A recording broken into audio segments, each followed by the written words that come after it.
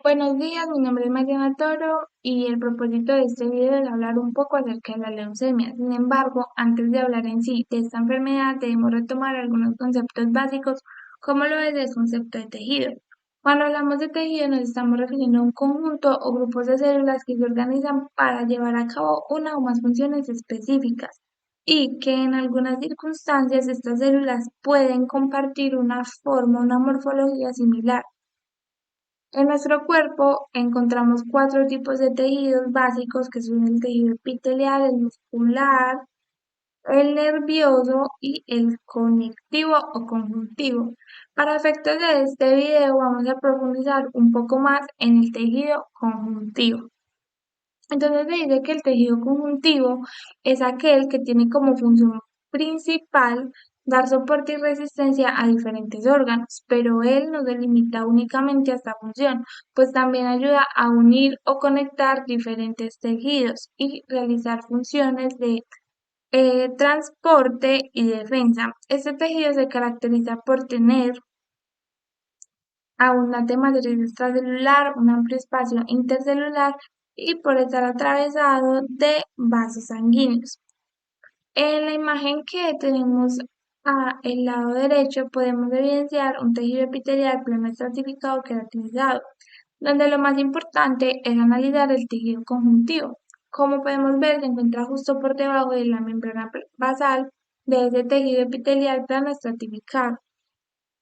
Em, la clasificación del tejido conjuntivo tiene su fundamento en la composición y en la organización de sus elementos extracelulares, así como en su función. Por eso podemos hablar de tejidos conjuntivos especializados, que son aquellos que tienen características únicas y realizan funciones específicas en el cuerpo humano, como lo es la sangre. La sangre es un tejido compuesto por elementos formales y por plasma. El tejido sanguíneo está constituido en un 55% por plasma, en un 45% por eritrocitos y en un 1% por la capa leucocitaria que también engloba a las plaquetas.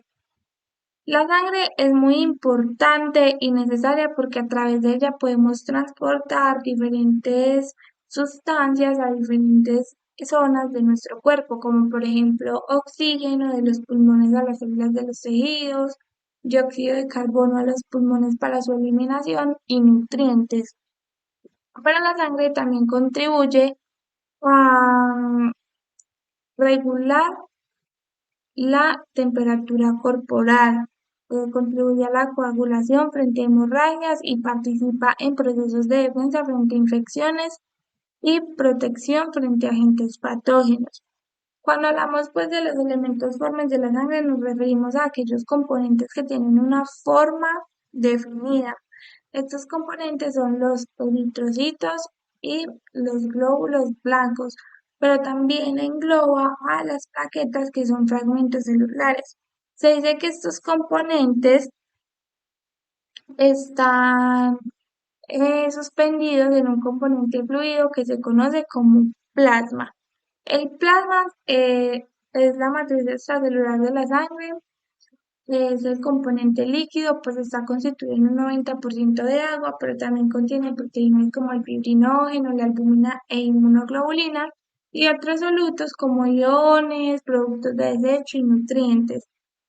Mm, Todas las células sanguíneas se forman a partir de la hematopoiesis, que la hematopoiesis es un proceso que ocurre en el tejido conectivo reticular denominado médula ósea o tejido mieloide. Es por esto que es muy importante analizar los componentes estromales y el parénquima del tejido mieloide.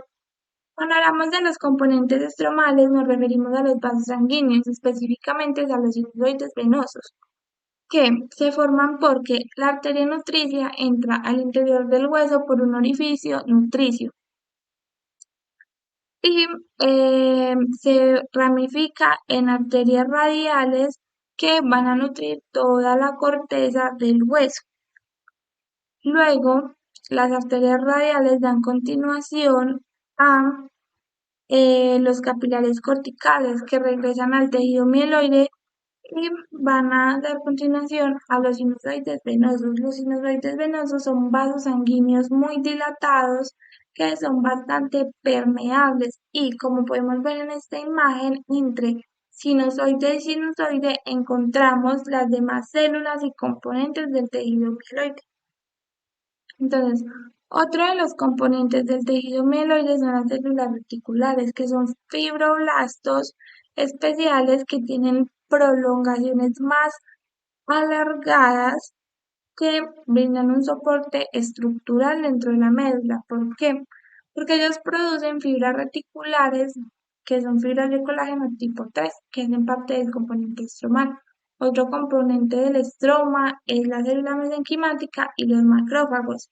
Los macrófagos son especiales porque ellos en su membrana plasmática tienen unas ligeras depresiones que le permiten sostener células, pero también le permite ayudar a eliminar células malas o células envejecidas. Los macrófagos también liberan sustancias, componentes que promueven la maduración de células sanguíneas.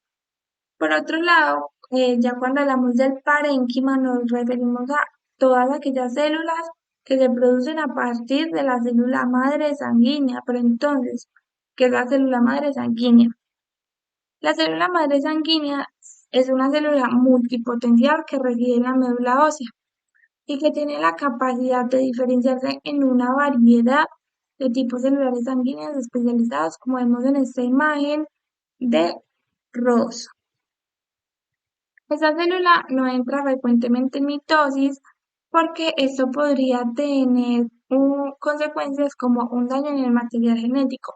Pero esta célula sí tiene capacidad de autorrenovación, es decir, ella puede dar lugar a otras células madres hematopoyéticas pluripotenciales. Sin embargo, la división es asimétrica. ¿Por qué? Porque una de las células hijas descendientes es una célula madre sanguínea y otra es una célula eh, pues es otro tipo de célula sanguínea, que puede ser, por ejemplo, un eosinófilo, un neutrófilo o un basófilo. Em, es importante entender que la célula madre sanguínea se reconoce cuando estudiamos el tejido mieloide porque ella tiene en su estructura, en su membrana, una glicoproteína que es la CD34, que las demás células sanguíneas carecen de ella. Como nuestro tema central gira en torno de los leucocitos, vamos a hablar del proceso de formación de leucocitos granulares y agranulares, que se da en la médula ósea. Entonces, voy a describir de manera general y global los procesos de formación de estos tipos de leucocitos. La producción de leucocitos granulares comienza con las células madres hematopoyéticas pluripotenciales que pueden diferenciarse en el precursor mieloide común, que es la precursora de los leucocitos granulares. Las células progenitoras mieloides se desarrollan en células progenitoras más específicas, como las células progenitoras de em, eritrocitos, de neutrófilos, de eosinófilos y de basófilos. Cada una de estas células progenitoras dará lugar a su respectivo tipo de leucocito. Las células progenitoras de cada tipo de leucocito granular continúan su proceso de maduración y desarrollo en la médula ósea antes de liberarse al torrente sanguíneo. Una vez se libera al torrente sanguíneo, ellas migran hacia los tejidos donde van a cumplir funciones inmunológicas. El proceso comienza de forma similar para la formación de leucocitos granulares. Las células madres hematopoyéticas pluripotenciales se diferencian en el precursor linfoide común que dará lugar a los leucocitos agranulares, que en este caso serán los linfocitos. Em, los linfocitos, pues los leucocitos maduros pueden variar en morfología según su tipo. Los principales tipos de glóbulos blancos o leucocitos maduros que tenemos son los neutrófilos, Los neutrófilos son leucocitos que tienen un núcleo multilobulado que presenta gránulos de secreción regulada pequeños y que su citoplasma se tiene neutro. Luego tenemos los eosinófilos. Los eosinófilos son leucocitos que tienen un núcleo bilobulado y sus gránulos de secreción regulada se tienen de un rosa o un rojo intenso. Se dice que esta célula es alcalina porque contiene la proteína básica mayor y la proteína catiónica del eosinófilo que tiene aminoácidos de carácter básico. Tenemos el basófilo que tiene un núcleo lobulado, sin embargo, los gránulos de secreción regulada se tienen tan oscuros y son tan grandes que lo opacan. Por eso se dice que la forma del núcleo es en forma de S. Tenemos los monocitos, que los monocitos poseen un núcleo característico en forma de riñón y tenemos ya también los linfocitos, que los linfocitos presentan un núcleo que se tiene bastante oscuro y que ocupa casi la mayor parte del citoplasma. Los leucocitos se dividen en granulocitos y granulocitos. Sin embargo, decimos que son agranulocitos porque tienen carencia de gránulos de secreción específicos, pero tienen gránulos primarios o azurófilos, que son los lisosomas presentes en todos los leucocitos.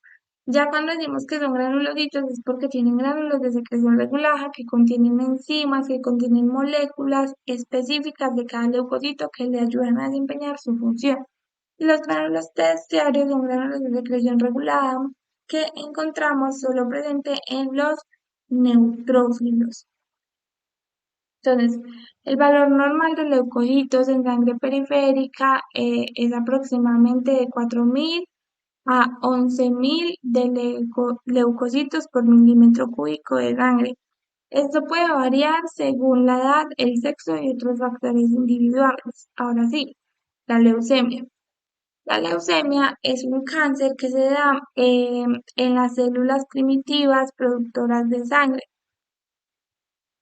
Con mayor frecuencia, la leucemia es un cáncer asociado a los glóbulos blancos, que se da por la mitosis descontrolada en la médula ósea del precursor mieloide común y el precursor linfoide común,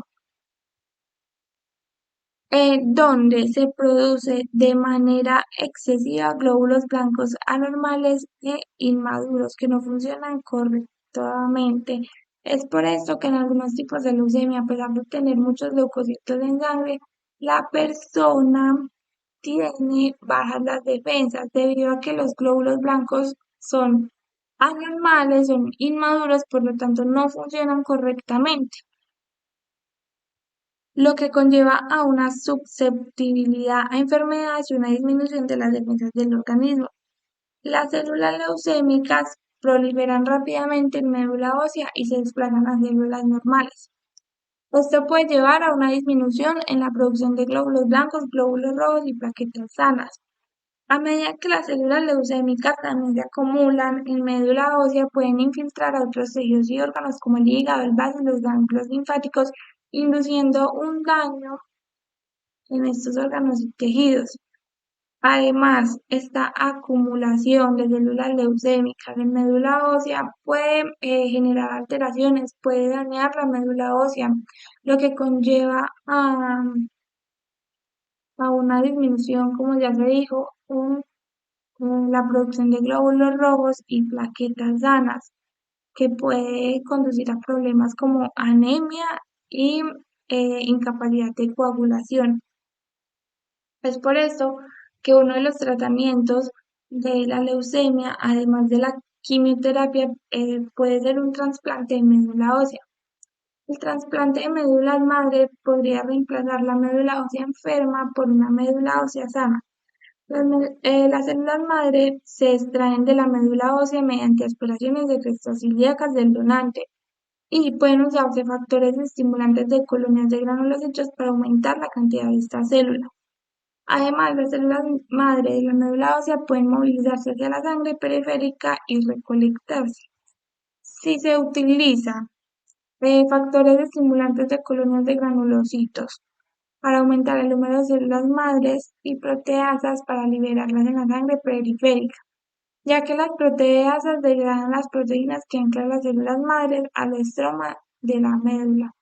Eso es todo. Muchas gracias.